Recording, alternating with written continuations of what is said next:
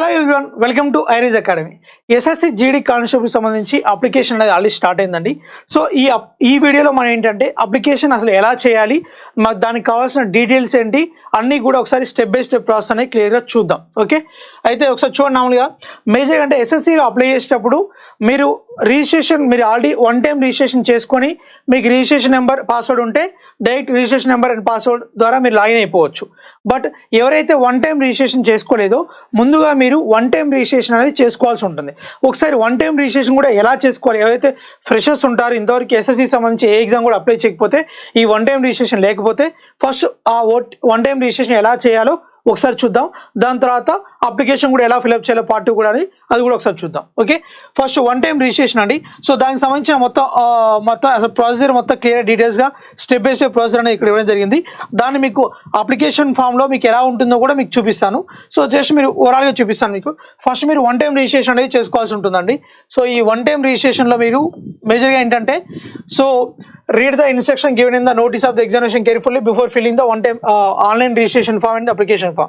So దానికంటే ముందు మీకు కావాల్సిన కొన్ని అసలు ఏమేమి కావాలి మీ దగ్గర అని చెప్పేసి చూద్దాం. ఒకసారి మొబైల్ నెంబర్ ఉండాలి, ఎందుకంటే మొబైల్ నెంబర్ మెయిల్ ఐడి ఏవైతే ఉంటుందో వీటికి ఓటీపీ అనేది వస్తుందన్నమాట. సో ఈ రెండు మీ దగ్గరలో పెట్టుకోవాలి, అవన్నీ అవైలబుల్గా ఉండేలా చూసుకోవాలన్నమాట.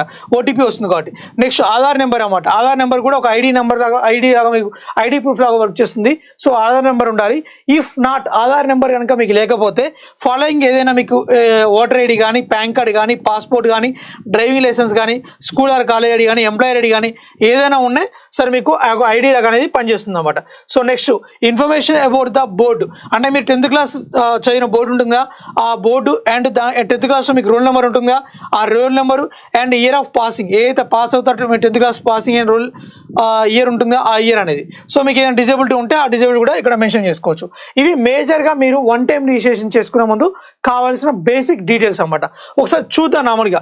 ఓకే, వన్ టైం రిజిస్ట్రేషన్ అంటే ఎలా చేసుకోవాలో ఒకసారి చూద్దాం. ఇవంతా ప్రాసెస్ నార్మల్గా. ఇప్పుడు నెక్స్ట్ నేను చెప్పబోయే ప్రాసెస్ అంతా కూడా ఇక్కడ మీకు స్టెప్ బై స్టెప్ ప్రాసెస్లో ఇవ్వడం జరిగింది. దాన్ని మీకు అప్లికేషన్ ఫామ్లో ఒక పీడిఎఫ్ మీకు చూపిస్తాను ఎలా ఉంటుందనే అప్లికేషన్ అనేది, అప్పుడు మీకు క్లియర్గా అర్థమవుతుంది. ఓకే, సో ఇలా ఉంటుందని మేజర్గా మీకు ఏంటంటే ఎస్ఎస్సి సైట్ ఓపెన్ చేశాక మీకు అప్లై అనే దాని మీద క్లిక్ చేశాక అక్కడ మీకు వన్ టైం రిజిస్ట్రేషన్ కూడా ఉంటుంది. వన్ టైం రిజిస్ట్రేషన్ చేశాక మీరు అప్లై చేసుకోవచ్చు. So first one time registration కావాల్సిన డీటెయిల్స్ చూద్దాం.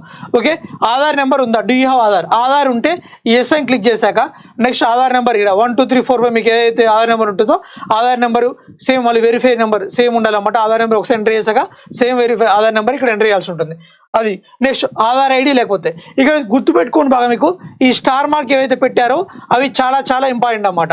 సో ఆ స్టార్ మార్క్ పెట్టిన అనేది దాని జాగ్రత్త మీరు దాన్ని చూసుకొని పెట్టడం ద్వారా మీరు ఏంటంటే మీకు అవన్నీ ఏవి స్కిప్ చేయడానికి ఉండదు స్టార్ మార్క్ అనేది. నెక్స్ట్ టైప్ ఆఫ్ ఐడి, మీకంటే ఆధార్ కార్డ్ నెంబర్ లేకపోతే ఓటర్ ఐడో, పాన్ కార్డు, డ్రైవింగ్ లైసెన్స్ ఏదైతే మీకు ఇంతకుముందు చెప్పానో అవన్నీ కూడా మీకు ఇక్కడ ఉండాలన్నమాట. అదే ఐడి ఉంటే ఆ ఐడి నెంబరు. నెక్స్ట్ నేమ్ అండి. నేమ్ అయితే మేజర్గా ఏంటంటే ఈ నేమ్ ఏంటంటే మీకు 10th క్లాస్ సర్టిఫికేట్లో ఏదైతే ఉంటుందో అదే 10th క్లాస్ సర్టిఫికేట్లో అదే నేమ్ ఇక్కడ ఫాలో అవ్వాలి. నేమ్ ఎంటర్ చేయాలి, సేమ్ నేమ్ మళ్ళీ వెరిఫై చేసుకోవాలి, అక్కడ మీకు సరిపోతుంది. నెక్స్ట్ ఏదైనా నేమ్ చేంజ్ చేస్తే మీకు చేంజ్ అని పెట్టుకోండి, లేదంటే లేని పెట్టేసుకోండి. సార్ నేమ్ చేంజ్ చేస్తే నేమ్ పెట్టేసుకుని అయిపోతుంది. ఫాదర్స్ నేమ్ కూడా సేమ్ మీకు 10th క్లాస్ సర్టిఫికేట్లు అయితే ఎలా ఉంటుందో అది చేసుకోవాలి, అది వెరిఫై చేసుకోవాలి. నెక్స్ట్ మదర్స్ నేమ్ కూడా అంతే. మదర్స్ నేమ్ కూడా మీకు 10th క్లాస్ సర్టిఫికేట్ ఎలా ఉంటుందో దాన్ని వెరిఫై చేసుకుంటే సరిపోతుంది. నెక్స్ట్ డేట్ ఆఫ్ బర్త్ అండి, ఇది కూడా సేమ్ 10th క్లాస్దే ఫాలో అవ్వాలి, అది వెరిఫై చేసుకుంటే సరిపోతుంది. మీరు ప్రతిదీ కూడా ఎంట్రీ చేశాక మళ్ళీ తప్పు చేస్తారు అని చెప్పేసి మళ్ళీ వెరిఫికేషన్ కోసం చెప్పేసి అడుగుతుంది అన్నమాట. సో దాన్ని ఒకసారి మళ్ళీ ఎంట్రీ చేయడం ద్వారా మీరు ఏమైనా తప్పు చేసినా సరే దీన్ని మ్యాచ్ చేసి చూస్తారు కాబట్టి అప్పుడు ఎలాంటి ప్రాబ్లం ఉండదు మీకు. సో ఎంట్రీ చేసే ప్రతి డీటెయిల్స్ కూడా కేర్ఫుల్గా ఎంటర్ చేయండి, ఎందుకంటే రాంగ్ ఎంటర్ చేస్తే మీ అప్లికేషన్ డేటా మొత్తం కూడా రిజెక్ట్ అయ్యే అవకాశం ఉంటుంది. అండ్ మీకు ఈ ఫ్యూచర్లో పొరపాటు మీకు అప్లికేషన్ యాక్సెప్ట్ అయినా సరే ఫ్యూచర్లో మీకు వెరిఫికేషన్ అప్పుడు ప్రాబ్లం అవుతుంది. Okay, next education board. నేను చెప్పాను ఇంత ముందుకు education board central board of secondary education అనుకోండి. సో అదైతే అది, లేదా సెకండరీ స్కూల్ ఆఫ్ అయితే అది అన్నమాట, ఏదైతే అది. సో దాన్ని మళ్ళీ వెరిఫికేషన్ చేసుకోవాలి. నెక్స్ట్ రూల్ నెంబర్ కూడా చెప్పాను ఇంత ముందుకు, ఆ రూల్ నెంబర్ కూడా ట్రేస్ సరిపోతుంది, వెరిఫై చేసుకోవాలి దాన్ని, ఇయర్ ఆఫ్ పాసింగ్ మళ్ళీ వెరిఫికేషన్ ఇవి అన్నమాట. నెక్స్ట్ చూద్దామండి. జెండర్ మేలా ఫీమేలా ఏదైతే అది. నెక్స్ట్ ఎడ్యుకేషన్ క్వాలిఫికేషన్ సో మీకు 10th అయితే 10th అయితే ఇంటర్ అయితే ఇంటర్ మీకు హైయర్ ఎడ్యుకేషన్ క్వాలిఫికేషన్ సార్ ఇచ్చేస్తే సరిపోతుంది. నెక్స్ట్ మొబైల్ నెంబర్ ఇంకా ఓటీపీ వస్తుంది, వెరిఫై చేసుకోవాలి. మెయిల్ ఐడి దీనికి కూడా ఓటీపీ వస్తుంది, వెరిఫై చేసుకోవాలి. నెక్స్ట్ స్టేట్ అయితే అది పెట్టుకుంటే సరిపోతుంది. నెక్స్ట్ దీన్ని ఏం చేయాలంటే మనం సేవ్ చేసి పెట్టుకోవాలి. ఓకే, ఇదే నార్మల్గా. నెక్స్ట్ మనకి ఏంటంటే ఎడిషనల్ డీటెయిల్స్ ఉంటాయి నార్మల్గా. అవి ఏంటంటే కేటగిరీ, మన కేటగిరీ ఏంటి, జనరలా, ఈడబ్ల్యూఎస్ఆ, ఓబీసీఆ. ఒకవేళ కేటగిరీ అయితే ఉంటుందో దానికి సంబంధించిన సర్టిఫికేట్ కూడా అది కూడా మనం తర్వాత చూపించాల్సి ఉంటుంది. సో కేటగిరీ అయితే ఉంటుందో అది చేసుకుంటే పోతుంది, దాన్ని వెరిఫై కూడా చేసుకుంటే పోతుంది. Nationality, okay. Next identification of the mark, మీకు ఏదైతే పుట్టుమచ్చలు ఉంటాయో దానికి సంబంధించిన అది సరిపోతుంది. అది కూడా మీకు 10th క్లాస్ సర్టిఫికేట్లో మెన్షన్ చేసి ఉంటుంది, సరిపోతుంది అనమాట. ఆర్య పర్సన్ అయితే బెంచ్ డిజేబిలిటీ, ఏదైనా డిజేబిలిటీ ఉంటే ఓకే మెన్షన్ చేయాలి, లేకపోతే లేదు. ఓకే, అదనమాట. నెక్స్ట్ డిజేబుల్ ఉంటే దానికి సర్టిఫికేషన్ నెంబర్ కూడా ఉంటుంది, అది కూడా మెన్షన్ చేయాలి. పర్మనెంట్ అడ్రస్ అండి, మీకు ఏదైతే స్టేట్, డిస్ట్రిక్ట్, పిన్ కోడ్ ఇవైతే ఉంటుందో పర్మనెంట్ అడ్రస్, అది కూడా సేమ్ యాజ్ టెంపరీ అడ్రస్ ఉంటే permanent, same as permanent is present address same as permanent address ఉంటే దాన్ని సేమ్ కొడితే మీకు ఆటోమేటిక్గా ఫిల్ అయిపోతాయి. లేదు అంటే మీకు మళ్ళీ డీటెయిల్స్ ఫిల్అప్ చేయాల్సి ఉంటుంది అన్నమాట. Next contact details for other nationals. Okay, మీకు ఇంకేమైనా కాంటాక్ట్ డీటెయిల్స్ ఉంటే అవి కూడా ఇచ్చే సరిపోతుంది. నెక్స్ట్ ఇది సేవ్ చేసి నెక్స్ట్ కొట్టండి. ఓకే, నెక్స్ట్ కొట్టాక మీకు ఏంటంటే మళ్ళీ డిక్లరేషన్ కూడా ఇవ్వాల్సి ఉంటుంది. అది అగ్రీ కొట్టేశాక ఒకసారి ముందు మీరు అన్నీ కూడా వెరిఫై చేసుకోండి. ఇక్కడ అగ్రీ కొట్టేశాక మీరు చేంజ్ చేయడానికి ఏముండదు కాబట్టి అన్నీ కూడా ఈ ప్రింట్అవుట్ కూడా మీరు అన్ని డ్రాఫ్ట్ ప్రింట్ కొట్టినట్లయితే మీకు మొత్తం పీడిఎఫ్ ఫార్మాట్లో మొత్తం చూపిస్తుంది. అన్ని కూడా వెరిఫై చేసుకొని దాని తర్వాత అప్పుడు ఫైనల్ సబ్మిట్ క్లిక్ చేసి క్లోజ్ చేసుకోవచ్చు అన్నమాట. అది అన్నమాట.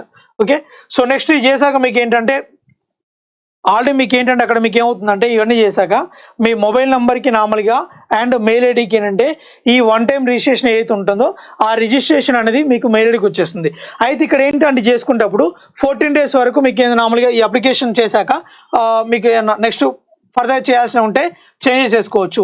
ఆ 14 days వరకు ఉంటుంది, లేదంటే దాంట్లో ఎక్స్పైర్ అయిపోతుంది అన్నమాట. ఓకే, సో ఆ 14 daysలో మీకు ఈ రిజిస్ట్రేషన్ ఐడి ఏవైతే ఉంటుందో ఆ రిజిస్ట్రేషన్ ఐడి మొబైల్ నెంబర్కి అండ్ మెయిల్ ఐడికి వచ్చేస్తుంది. అయితే ఇక్కడ మనం ఏదైనా పాస్వర్డ్ చేంజ్ చేసుకోవాలంటే మనకు అక్కడ మీరు registration number application part 2 application చేసుకున్నప్పుడు ఆ రిజిస్ట్రేషన్ నెంబర్ మీరు ఫస్ట్ టైం ఓపెన్ చేసేటప్పుడు అక్కడ పాస్వర్డ్ కూడా మీకు చేంజ్ చేసుకోవచ్చు. ఓకే, అవన్నీ ఆల్రెడీ మెయిల్కి వచ్చేస్తే మనం ఆ మెయిల్కి వచ్చిన డీటెయిల్స్ ద్వారా మనం పార్ట్ 2 అప్లికేషన్ చేసేటప్పుడు అవి ఎంటర్ చేసి చేంజ్ చేసుకోవచ్చు పాస్వర్డ్ కూడా. Okay, so SSC GD constable సంబంధించి ఆన్లైన్ కోర్స్ ఏదైతుందో ది బెస్ట్ ఆఫర్స్తో ఇప్పుడు 4 months టైం ఉంది కదండి. ఈ 4 months టైంకి తక్కువ ఫీజుతో బెస్ట్ కోర్స్ ఇవ్వడం జరుగుతుంది. మీకు ఏంటంటే ఇప్పుడు మనకున్న ఎగ్జామ్ ఇంగ్లీష్ అండ్ తెలుగులో ఉంటుంది కాబట్టి బైలింగల్ క్లాసెస్తో మీకు ఇవ్వడం జరుగుతుంది. అండ్ ఇంగ్లీష్ అండ్ తెలుగు రెండు ఉంటాయి. అండ్ విత్ అన్లిమిటెడ్ 24/7 యాక్సెస్ ఉంటుంది. అన్లిమిటెడ్ టైమ్స్ మీరు యాక్సెస్ చేసుకోవచ్చు వీడియోస్ని. అండ్ హ్యాండ్ అవుట్ సంబంధించిన పీడిఎఫ్స్ కానీ అండ్ టాపిక్ వైజ్ టెస్ట్లు కూడా అన్నీ కూడా మీకు క్లియర్ చేయడం జరుగుతుంది. ఎవ్రీ క్లాస్ కూడా బేసిక్ నుంచి అడ్వాన్స్ లెవెల్లో మీకు క్లాస్ ఇవ్వడం జరుగుతుంది. ఎస్ఎస్జీడీ కానిస్టేబుల్ దృష్టిలో పెట్టుకొని మీకు క్లియర్గా ఈ కోర్స్ అనేది స్పెషల్గా లాంచ్ చేయడం జరుగుతుంది. అండ్ మోస్ట్ ఇంపార్టెంట్ థింగ్ ఏంటంటే మనకు ఈ జీడీ కానిస్టేబుల్ కోర్స్ మనం ఎలా ప్రిపేర్ అవుతున్నామో మన ప్రిపరేషన్లో మాక్ టెస్ట్ కూడా ఇంపార్టెంట్ కాబట్టి మాక్ టెస్ట్లు కూడా మనకు సపరేట్ కోర్స్ ఇవ్వడం జరుగుతుంది. దానికంటే అవి కూడా ఇంగ్లీష్ అండ్ తెలుగులో కూడా ఉంటాయండి. అండ్ సో దీనికి సంబంధించి 499 రూపీస్కి అంటే మీకు 500 రూపీస్లోనే ఈ 30 మాక్ టెస్ట్లు ఇవ్వడం జరుగుతుంది. అంటే ఈ 30 మార్క్ టెస్ట్ కూడా మీకు పెట్టే మార్క్ టెస్ట్ అంటే ఇంగ్లీష్ అండ్ తెలుగులో ఉంటాయి. దాంతోపాటుగా మేము పెట్టే ప్రతి క్వశ్చన్ కూడా ఫ్యాకల్టీస్ చేత ఎక్స్ప్లెనేషన్ ఉంటుంది.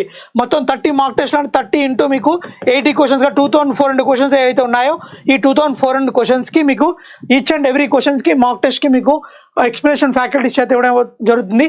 ఎవరైతే ఐరేజ్ ఆన్లైన్ క్లాస్ యాప్ని ఇన్స్టాల్ చేసుకోలేదో యాప్ని ఇన్స్టాల్ చేసుకొని మీ కోర్స్ కావాలనుకున్న వాళ్ళు పర్చేస్ చేసుకోవచ్చు. ఓకే అండి, నెక్స్ట్ పార్ట్ 2 అప్లికేషన్ చేసే ఉంది అంటే వన్ టైం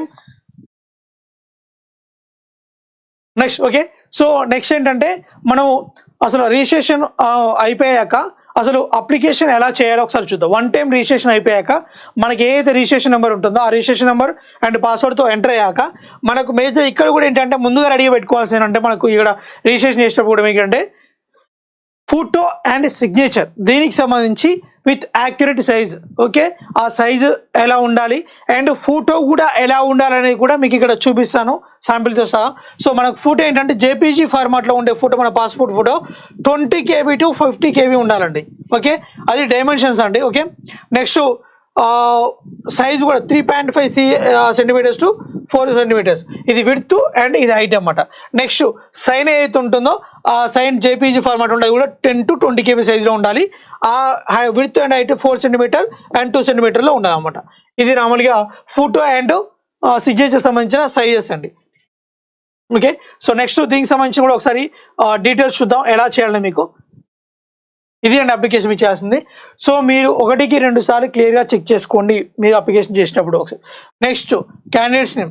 అయితే మనకి ఇక్కడ ఆల్రెడీ 1 టైం చేసిన వాళ్ళకు బేసిక్ డీటెయిల్స్ ఏవైతే ఉంటాయో అవి ఆటోమేటిక్గా ఫిల్ అయిపోతాయి. బట్ రిమైనింగ్ డీటెయిల్స్ ఏవైతే ఉంటాయో అవి మ్యాండటరీ మనం ఫిల్అప్ చేయాల్సి ఉంటుంది.